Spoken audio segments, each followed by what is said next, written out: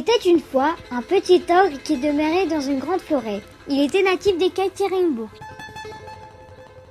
Il était de petite taille, avec un long nez et des yeux verts.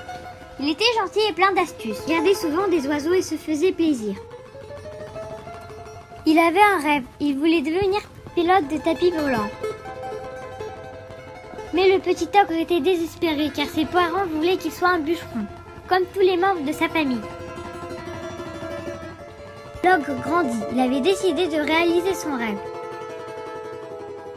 Cet ogre savait très bien jouer de la balalaïka. Il partit au parc. Ce jour-là, il y avait une fête dans ce parc. L'ogre était arrivé. Il choisit un endroit calme et s'installa.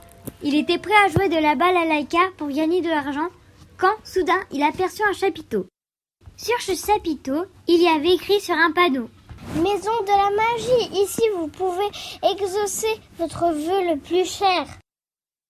Les yeux de l'ogre s'illuminaient et brillaient de différentes couleurs. Il pensait qu'enfin ce rêve s'exaucerait. L'ogre se précipita vers la porte d'entrée du chapiteau. Mais d'un coup, apparut un drôle de clown qui l'empêchait d'entrer. L'ogre lut attentivement sur le front du clown ce qui était marqué. Il était marqué: L'entrée coûte 10 pièces en or, sinon pas la peine d'entrer. Quelle poisse! Exclama l'ogre. Il n'avait pas le choix. L'ogre regagna l'endroit qu'il avait trouvé au parc.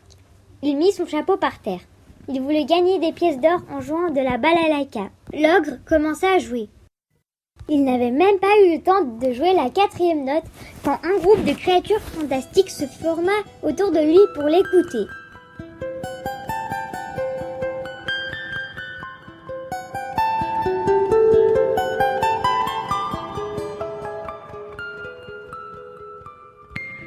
Il y avait tellement d'émotions dans sa chanson que certaines créatures avaient les larmes aux yeux. Tout le monde avait apprécié sa chanson. À la fin de la chanson, l'ogre avait beaucoup de pièces d'or dans son chapeau, même plus qu'il ne lui en fallait. L'ogre se rendit au chapiteau. Ça y était! Son rêve était devenu réalité. Il était désormais équipé d'un tapis volant qu'il savait piloter. L'ogre était tellement content qu'il sauta de joie.